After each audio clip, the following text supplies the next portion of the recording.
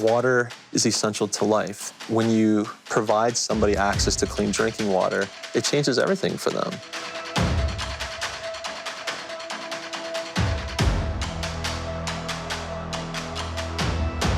We started chewing on this idea of putting together a competition where we would put two teams together, get them into the bush, and restore as many non-functioning wells as possible. Vox has been around for over 10 years, and I've gone at least once a year since the beginning. It's rugged, it's dusty, very dusty. I was really looking for an adventure. You know, off-roading, fixing things, helping people, problem solving. 16-hour flight's not a joke. A little bit of turbulence on the way, a lot of drinks dripping from the ceiling. The seatbelt signs weren't on. I had just gotten back from the bathroom, and the plane just starts having a little turbulence, and it drops. And I was on the ceiling like Spider-Man, landed in my seat, and the whole rest of the trip was like a full-on back massage. Just. It's like 3 days before you do anything. I remember Mike saying to me a couple times, "Can we start working already?" I was happy to go there and just get a bunch of work done.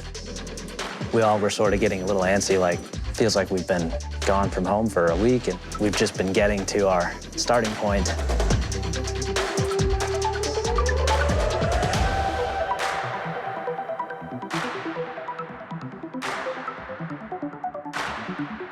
Just to sit in a tent and think that I'm here in Africa, it just blows you away.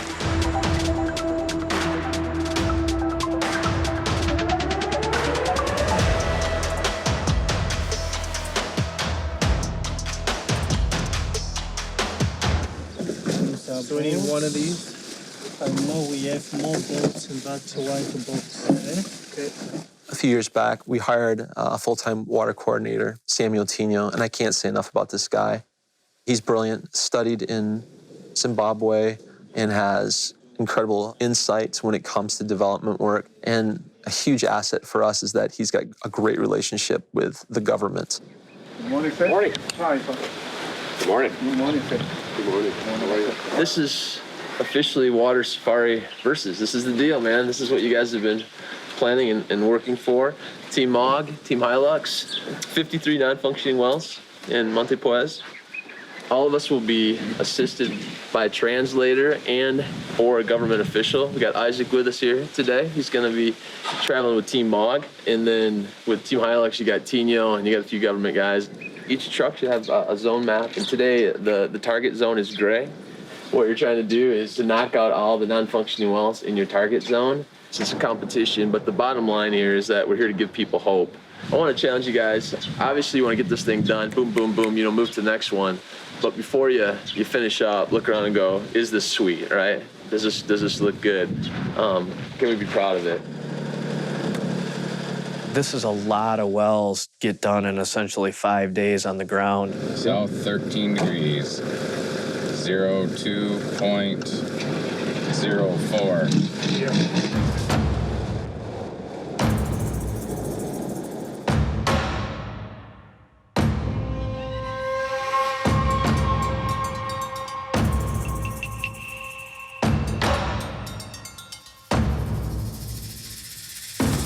This is my first time.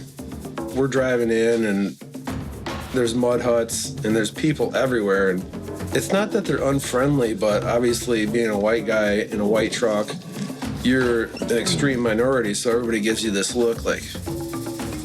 But then you wave, and then they wave, and they smile. They just want to know what's going on. And once they found out what was going on, it was like they're welcoming us.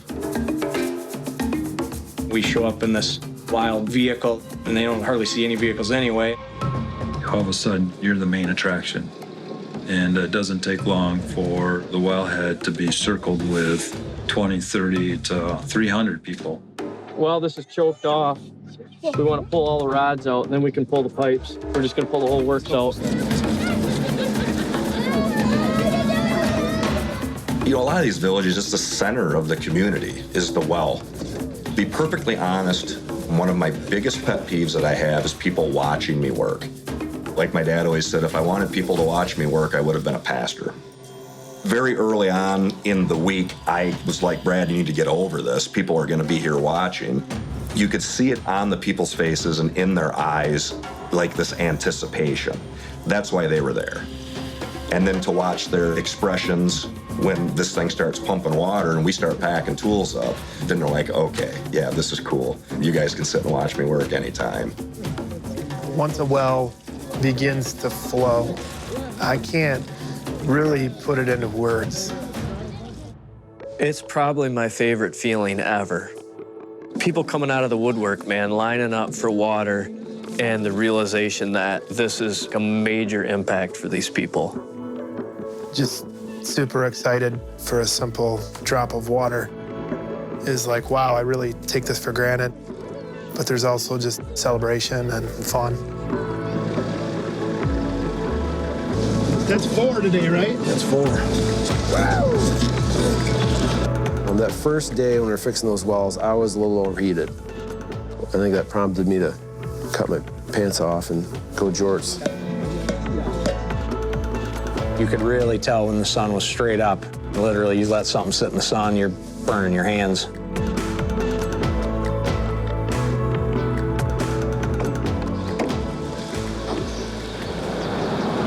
Hey Ryan, how you feeling? Day 2? Great, ready to go. What time is it? Let's see here. Look at the sun. I would say it's probably 6. It's 5. We have an abundance of water, hot and cold, and wherever we need it. It's just such a stark change between what we experience and what they have. If I was mentally in that space the whole time, I wouldn't get anything done because it's a hard one to reconcile. We have so much. You know, why me? Why do I have so much? Because I happen to be born here. At that village where Brad played soccer with the kids, I was doing all I could to try to play goalie. the sheer joy on those kids' faces from a simple soccer ball, it was like my emotional afternoon. I had to go stand aside and breathe through it. I didn't want to cry much in front of a bunch of tough guys.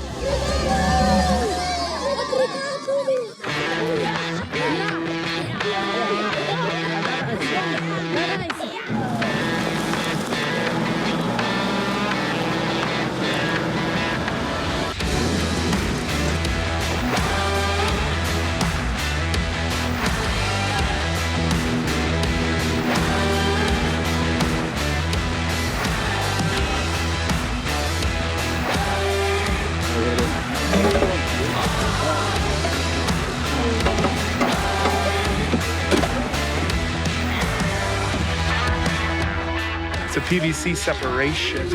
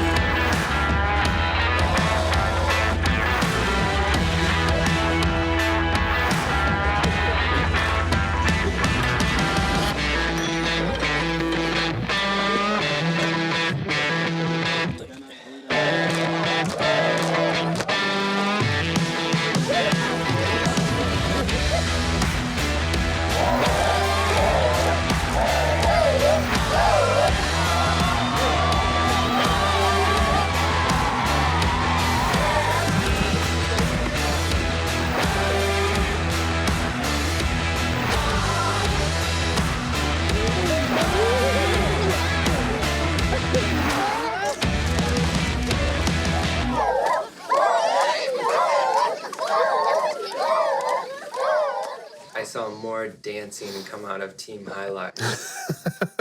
Well, Mark Alfranke's got the moves, like Jagger. Tino is really dropping the pedal today, so that's good.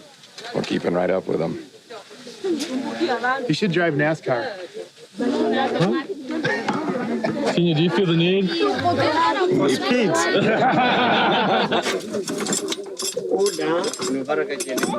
So we're working on this well over here. We saw these gals carrying this water over here. And I want you to take a moment and look at it. This kind of scenario robs children of their futures. This is the reality for millions of people in Mozambique each and every day. We want to continue to lock arms and make a difference, bring real-time hope to people by giving them sustainable, clean drinking water.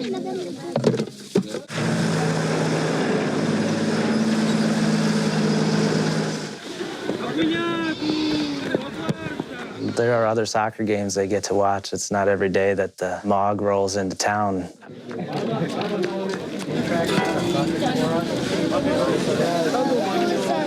There you go. There we go. Driving outside of daylight was dangerous, and the government was choosing to restrict vehicular traffic after sundown.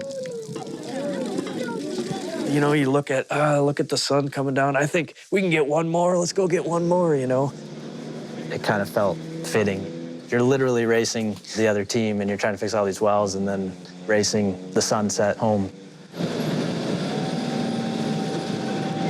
Must be Sunday is fire day. I was a little under the weather, and so I can remember that night getting back. I literally was the first person in the shower, and I was the first person cashed out. And the next day, everybody let me know about it because I was snoring within 3 minutes. Want me to fill yours up? Sure. So what we got here, Tom? Hot water for some instant coffee. Hot water. I don't think there was anything in that cup before. No, that's roughage? for character. Okay. We could have used some soft chairs, but other than that,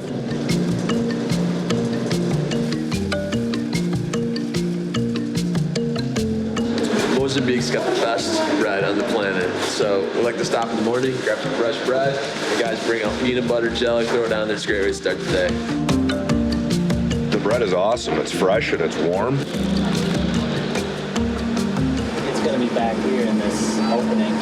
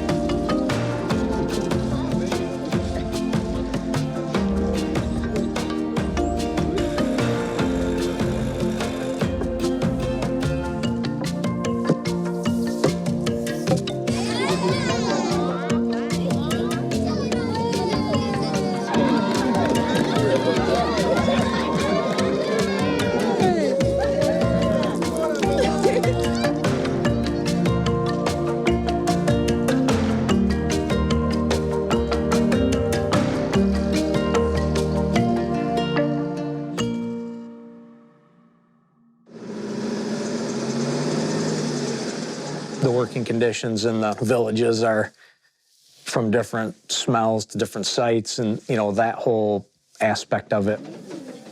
We had some wells where there was one that didn't have any casing, and the water was just an orangey, and the pipe was all slimy. We had others where we pulled up the well, and it was covered with ants. You know, so you're shaking off ants while you're pulling the pipe up.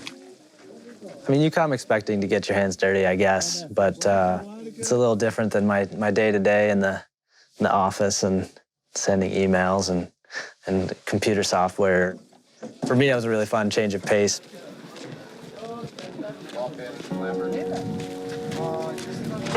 I wish my kids were here to see this. They'll hear lots of stories from their dad, that's for sure, but I think everybody should have to see this. Seeing the children and the general well-being and the health of these beautiful little kids that don't have clean water I mean, it absolutely breaks your heart.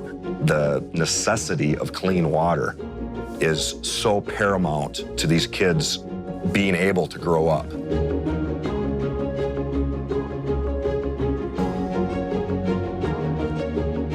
And my heart breaks every time I see kids like this. But one well at a time, man, one well at a time.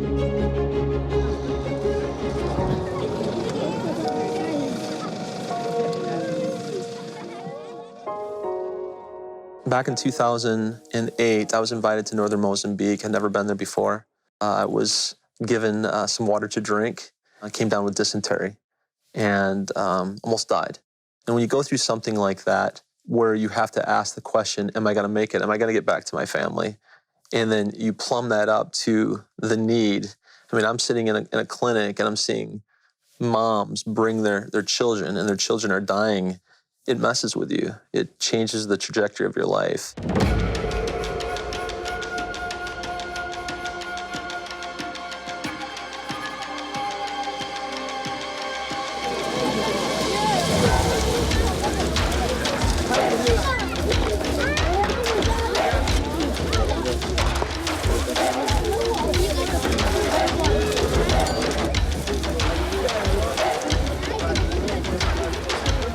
Drop it in, huh?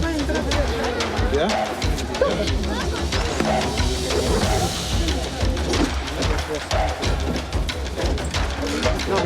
No puede ser.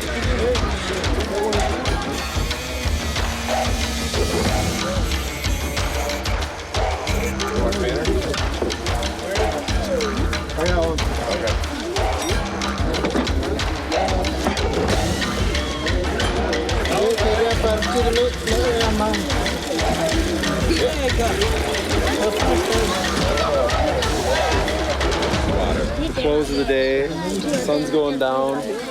Beautiful. Beautiful out here. Big time. Beautiful people.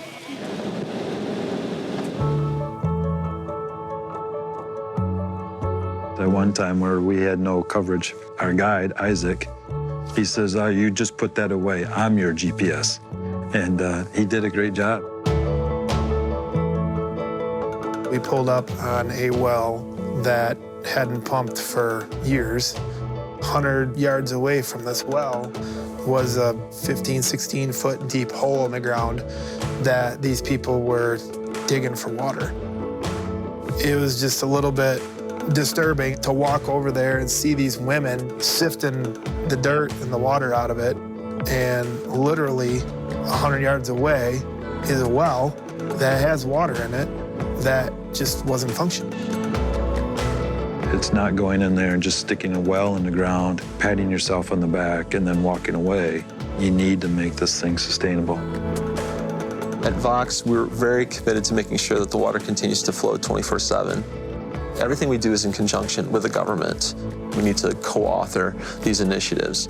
That has proven to be a really good thing, because when we step away, then they have the skills and the tools and the understanding to keep things moving forward.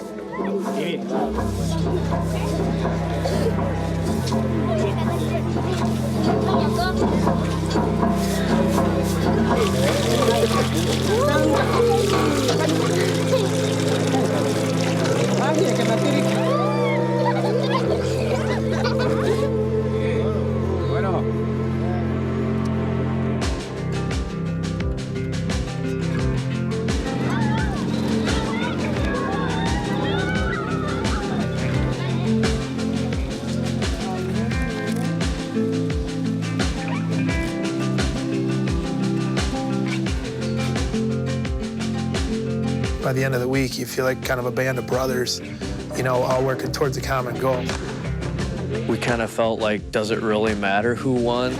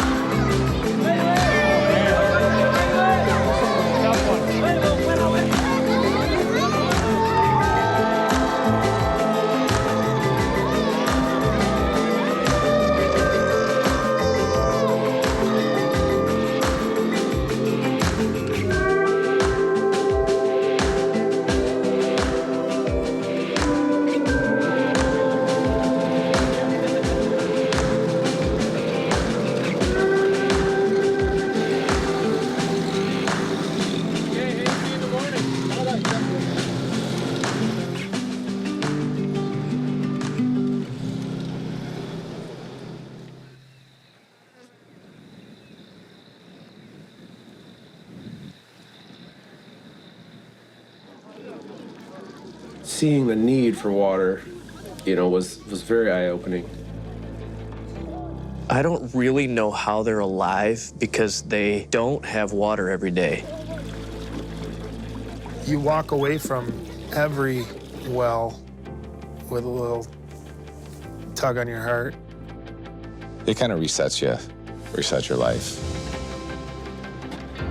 Thinking about the work we were able to do, but also how much more work systematically there is to do, and sort of wanting our trip to not be, and it's not, the end of the story. This is a huge need.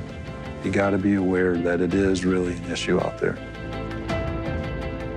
Clean, sustainable, readily available water is sometimes not an option, and you have to make do with the stagnant, dirty water. To be able to give somebody the opportunity to have one less thing to worry about that's going to affect their health, their children's health, their children's children's health, it's just paramount beyond anything else you could possibly give somebody. We want people to know that hope isn't something that's this ethereal concept that we talk about, but it's real. And it can come in the form of a cup of water.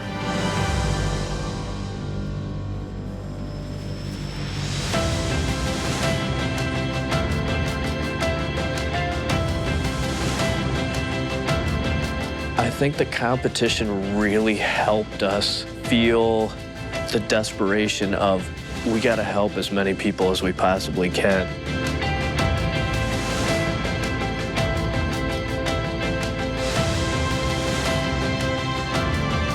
I've got to be able to look beyond my world and try to understand the world other people live in. And if there's a need and I can do something about it, then I've got to.